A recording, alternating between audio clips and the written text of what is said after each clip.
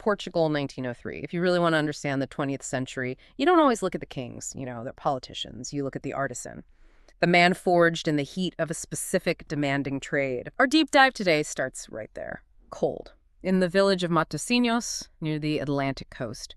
And it begins with a birth certificate that sketches the life of a man whose only real ideology was calculated, strategic survival, José da Silva Carrejola. And let's get that right from the start. It's Carre, Joala. Born July 21st, 1903, in Lessa de Balio.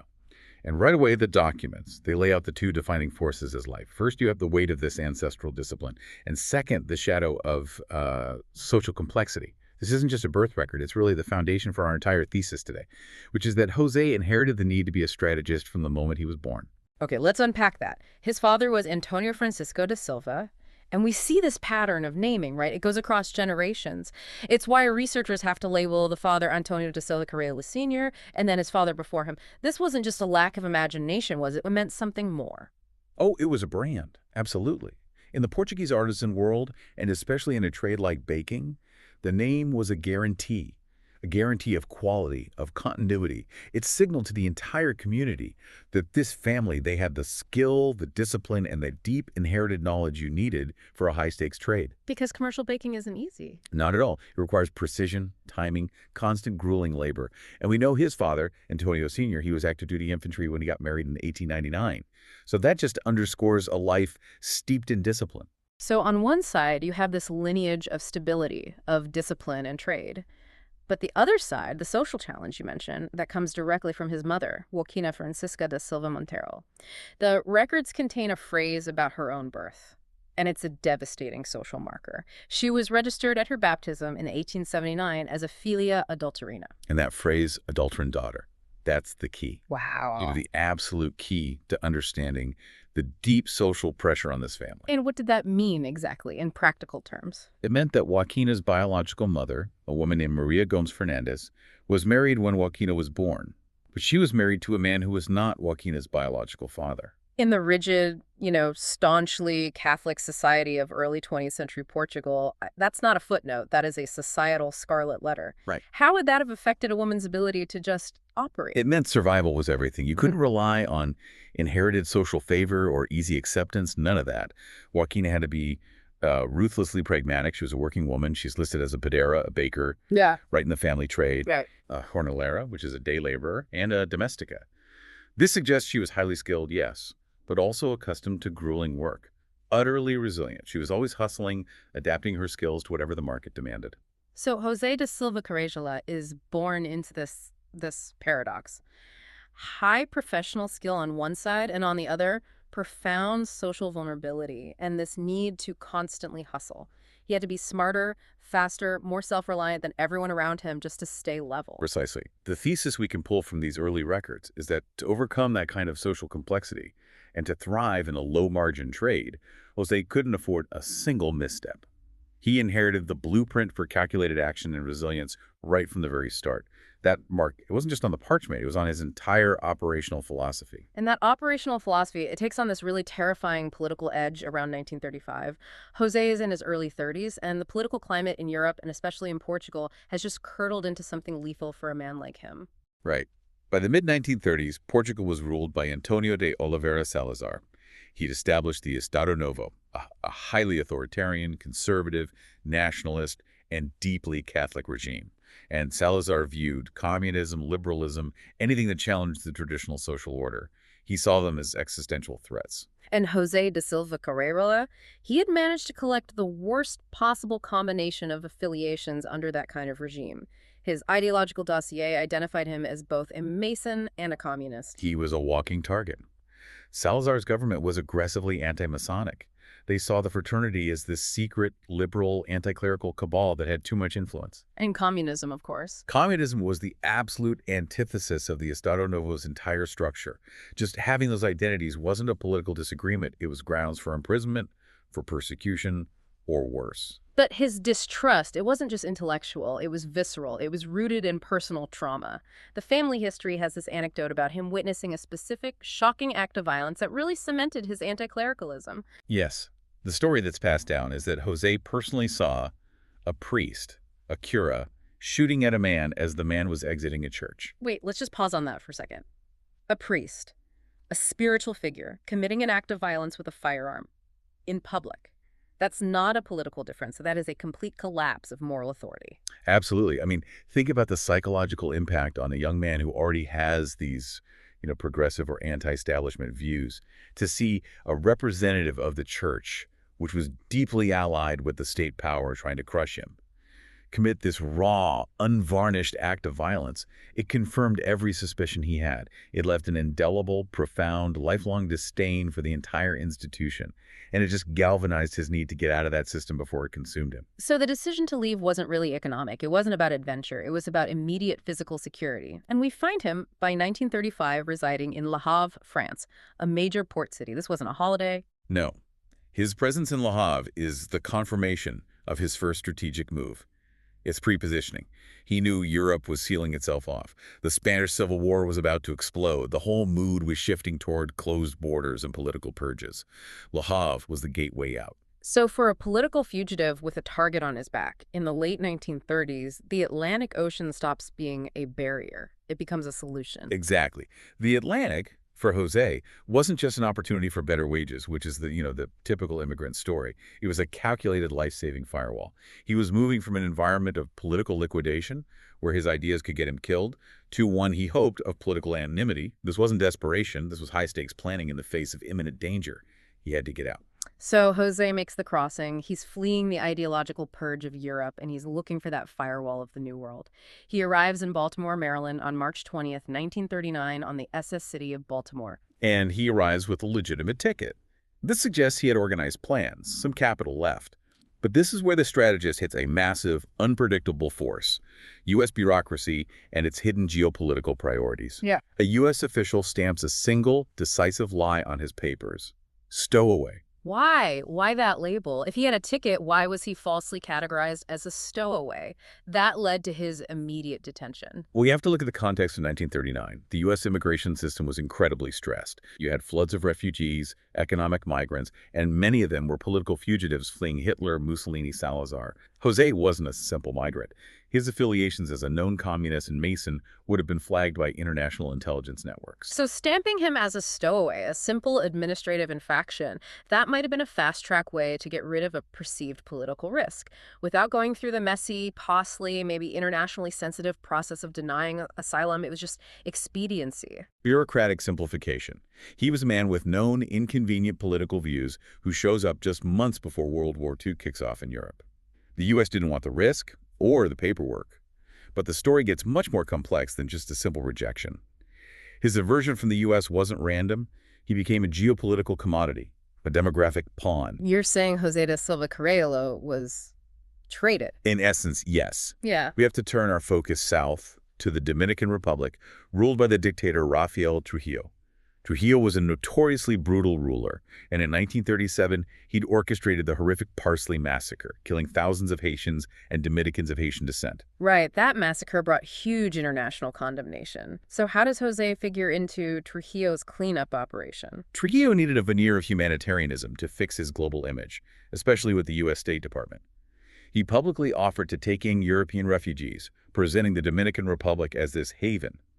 But the hidden agenda, the explicit agenda, was blanqueamiento, whitening. The policy aimed to intentionally alter the demographic makeup of the country. Exactly. Trujillo wanted to increase the white European population to strategically counter the demographics of neighboring Haiti, to reinforce a specific racial identity for his country. He wasn't looking for just any refugee. He was looking for white, skilled, physically strong European workers. And Jose, the master Portuguese builder, was the perfect candidate. He was a high-value asset, a white, highly skilled master mason. Trujillo needed builders for his huge modernization projects in Ciudad Trujillo. So Jose's detention in Baltimore and his deportation on April 6, 1939, it was a cold, efficient transaction. The U.S. cleared a political risk from its shores, and Trujillo gained a valuable artisan for his nation-building. Jose was human cargo, transferred from U.S. custody, arriving in Ciudad Trujillo on May 23, 1939, via the SS Cuomo. This sounds less like a strategic escape and more like being thrown from one frying pan into another, even hotter one. He leaves one dictator, Salazar, only to be delivered directly into the hands of an even more ruthless one, Trujillo. Was this still strategic or just desperate survival. And that is the essential conflict of his life. It was desperate survival, but his core strategic competence lies in his adaptation. He landed in one of the most closed police states in the Western Hemisphere, a place of total surveillance, arbitrary violence. Most people would crumble. Jose immediately started building. The strategic part is accepting that terrible trade-off and capitalizing on the environment he was forced into. He found opportunity where anyone else would just see walls. So Jose lands in Ciudad Trujillo, and the documents let us track his immediate movements. He settles first at Santiago Rodriguez, number 42, then lists his residence as number 38 by 1942, just the fluid movement of an immigrant getting settled. But the real strategic move happened 2 doors down. The location is the critical variable. At Santiago Rodriguez, number 35, lived the Hungría family, specifically Pura María Hungría Sahamit. Born locally December 17, 1924, she was nearly 21 years younger than Jose. The proximity was the catalyst. And we know from the sources that the number 35 address was the family hub. It often functioned as a lodging house or a hotel managed by Pura's aunt, Lorenza. So they met right there, in the lobby. Yes. And you have to picture the scene. The lobby of a lodging house in a dictatorship. Everyone is watching. You have Jose, the intense, disciplined Portuguese builder. He meets Pura, the sharp Dominican native. There were 2 operators, instantly aligning in a city just teeming with Trujillo's spies and secret police. To really understand Pura's strategic value in this partnership, we have to look at her ancestry. She wasn't just a local girl. She came from a lineage of high-level commerce and technical skill. Her father, Pedro María Hungría, was a master carpenter. And that term, master carpenter, needs some forensic clarification. In the 1920s, police records might just list him as a carpenter. But the evidence of his work confirms his elite status. Oral histories and city records show he was hired to construct the complex wooden form molds for the concrete pouring of a famous house in the wealthy Gazgu district. And this house was built in the streamlined modern style, or estilo buque, ship style. Explain why that requires such elite skill. Well, estilo buque is all about curved corners, aerodynamic lines, massive concrete sweeps that mimic an ocean liner. To pour concrete into those forms, Pedro María had to build the negative space using Madeira's finest fine woods that were precisely curved and perfectly engineered to hold immense weight without collapsing. This wasn't just brute skill. This was advanced mathematics and technical precision. So Pura grew up understanding the discipline of high-level technical work, engineering, and commerce from her father. That's her merchant DNA. But there was another layer to her, wasn't there? She had cultural polish. By 1942, Pura was an established figure in the city's cultural scene. A Listín Diario newspaper article from April 1942 lists her as a trained mezzo-soprano performing in a major choral production, La Muerte de Cristo, alongside her sisters. That's fascinating. An artistic soul, performing in public, but backed by the iron discipline of a merchant family. She had the poise and presence of a cultural figure, which would have been invaluable in a dictatorship where public contacts and influence matter more than any written contract. It's the perfect synthesis. When Jose, the European master builder, met Pura, the Dominican master merchant and cultural figure, they created a perfectly balanced entrepreneurial unit. He brought the production skills, the unrelenting discipline, the cash strategy. She brought the local knowledge, the social network, the commercial acumen you needed to operate in Trujillo's tightly controlled economy. And the partnership quickly shifts from social to familial. Their daughter, Joaquina José da Silva Hungría, is born on November 30th, 1943. Jose is officially listed as a Portuguese national and a comerciante, a merchant, confirming his adaptation. And this is the moment the next great strategic decision is implemented, what we call the separated sacrifice. This move, it demonstrates the absolute unshakable trust they had in each other and in their shared financial goal. Most people, you have a child, you consolidate, you move the family into one stable unit. Jose does the exact opposite. He engineers a strategic separation purely for capital acquisition. Why? Because they needed cash, liquidity fast, to escape Trujillo's system entirely. In a dictatorship, banks are often state-controlled. Getting mortgages or long-term loans is fraught with political complications. Their goal was a cash purchase, and to do that, overhead had to be cut to practically zero. Okay, so what were the logistics of this sacrifice? Pura and the baby most likely remained at the stable, supportive family hub at Santiago Rodriguez number 35. This was crucial. She had the physical support of her sisters and mother. Several of them were on voter registers from the 1940s at that very address. That stability was essential for the baby and for Pura to manage the commercial side of their operation. And Jose takes the brunt of the austerity. He does. Immigration records from 1944 confirm he moved into a low-cost immigrant pension, basically a men's boarding house at Avenida Colón 76.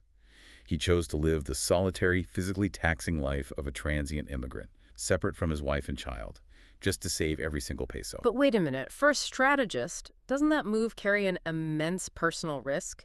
You're placing extreme physical separation and financial strain on a new family. Wouldn't a manageable bank loan, even in that environment, have been safer than potentially damaging the foundations of his new domestic life? That is a critical challenge, and it really highlights the high-stakes nature of his planning. Trujillo's regime wasn't just politically repressive, it was economically unpredictable. Cash was king. Any debt meant vulnerability to the regime or its associates. They prioritized absolute independence over comfort. To them, the risk of debt in a police state was far greater than the risk of emotional strain from separation. And did this ruthless austerity actually pay off? Dramatically. The efficiency of the operation is just stunning. In less than 2 years of this aggressive double life, they generated enough cash to bypass the entire controlled lending system. By April 1945, Jose changes his registered residence and immigration records, and this confirms the payoff. He purchased a $3,000 house on Calle Oviedo in cash. $3,000 in cash in 1945 is a significant sum. Tens of thousands of dollars today, especially in that economy. That required incredible discipline. It speaks volumes about the commercial engine Pura was running alongside Jose's discipline. The physical sacrifice he took, combined with her keen management of their capital, it delivered the fortress they needed. They had secured their independence. So they now own a home, a tangible asset in Ciudad Trujillo. But ownership wasn't freedom.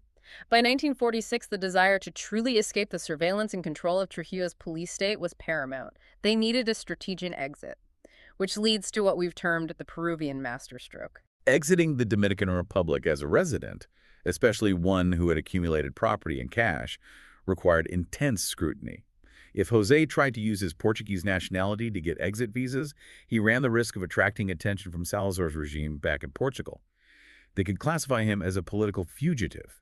They needed a diplomatic invisibility cloak. And that cloak came in the form of a marriage and a very specific foreign passport. The execution was breathtakingly fast. It was done with military precision. First, they formalized the partnership. They marry legally on December 1st, 1946. This established the family as a single legal entity. Then, just 3 weeks later, on December 23, he secures a travel document, passport number 00858, and it's from the Peruvian embassy in Ciudad Trujillo. Let's stop and really process that. A Portuguese Mason, married to a Dominican woman, securing a Peruvian passport in a closed dictatorship where every foreign office is under surveillance.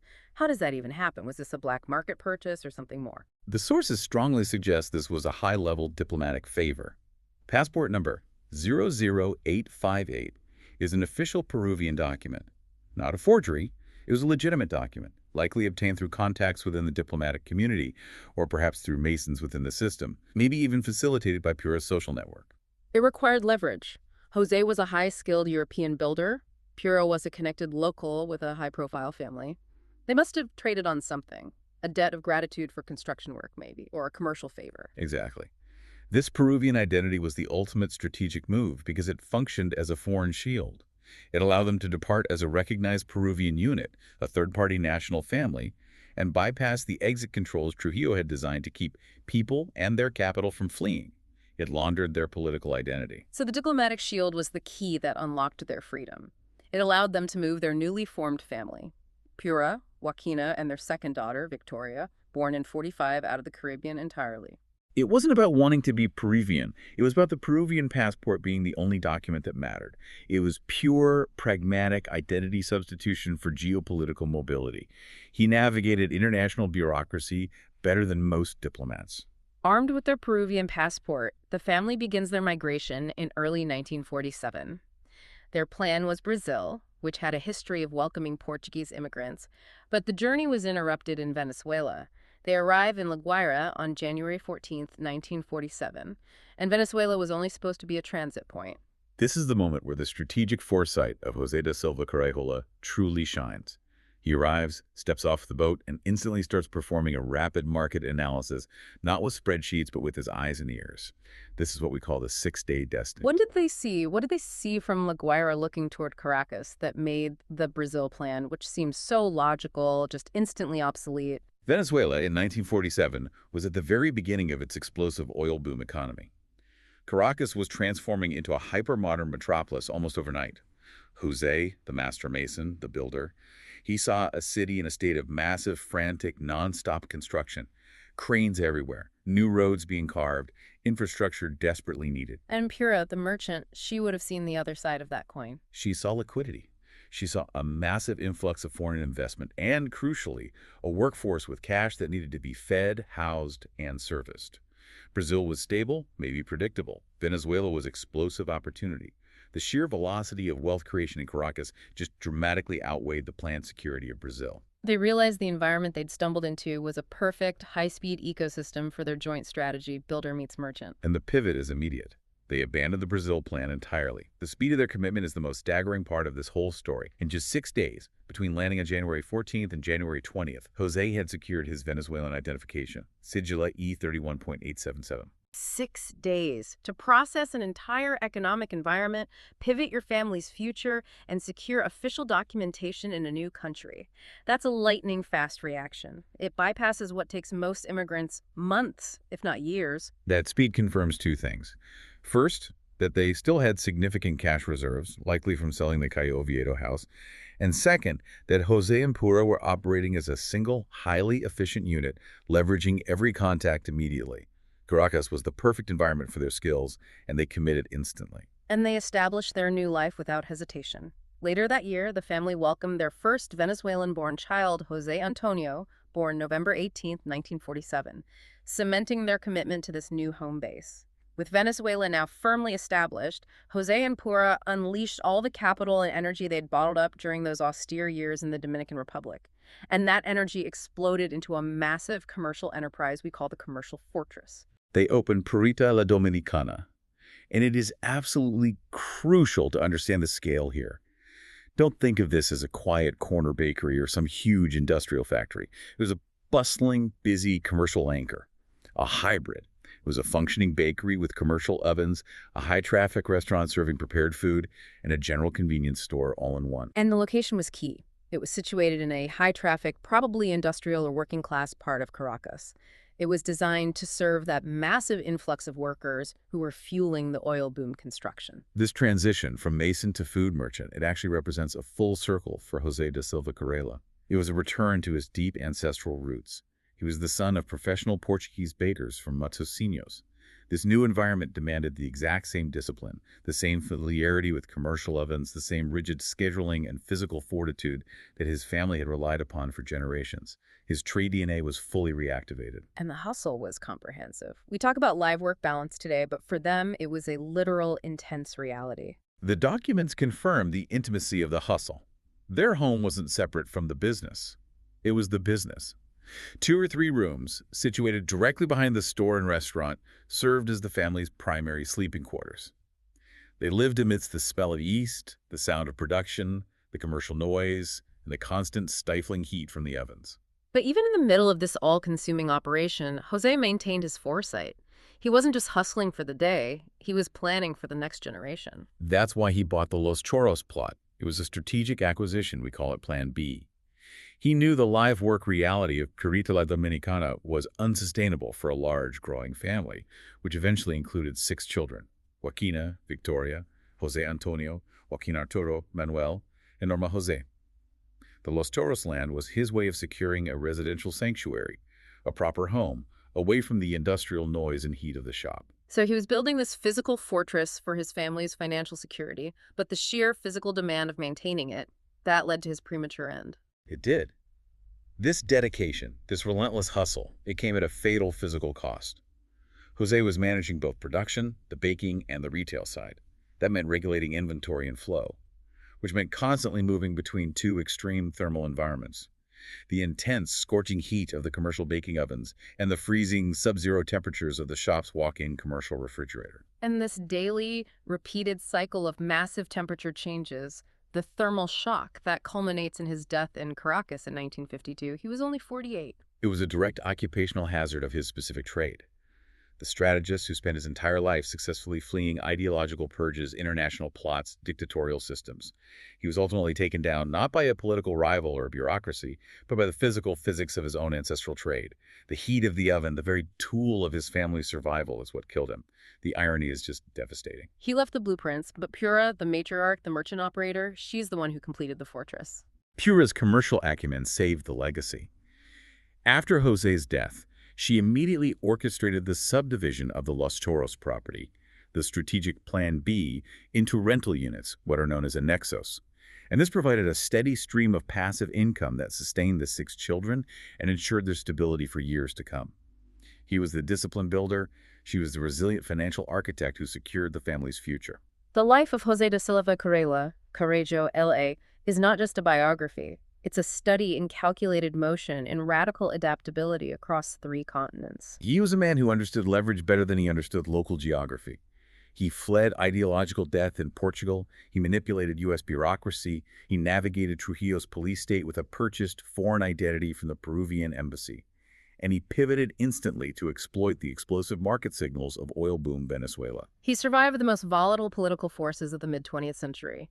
The rise of fascism under Salazar, the pervasive surveillance of Trujillo, the complex and hostile immigration policies of the U.S. And yet, after surviving all of that high-stakes geopolitical terror, his life was ended by the relentless, repetitive physical requirements of his work, moving between the baking oven and the walk-in freezer. The discipline of his trade, which was the source of his wealth and his family's stability, it became the source of his end. So when we look back at this intense life of strategic flight and ferocious hustle, what's the ultimate takeaway for us, for the inheritors of this history? I think it forces you to ask a really important question about the true long-term cost of ambition and upward mobility, especially for those who have migrated for survival. Jose accepted thermal shock every single day because the immediate financial rewards for his family were too great to ignore. He was trading his physical health for their future independence. How much physical and mental stress do we accept today in our own lives in pursuit of wealth or stability that mirrors the relentless, repetitive toll that Jose experienced? It's a stark reminder. Sometimes the greatest dangers you face aren't the dictators you flee, but the relentless physics of the work you choose to survive. Think about that as you track the next strategic steps in your own life.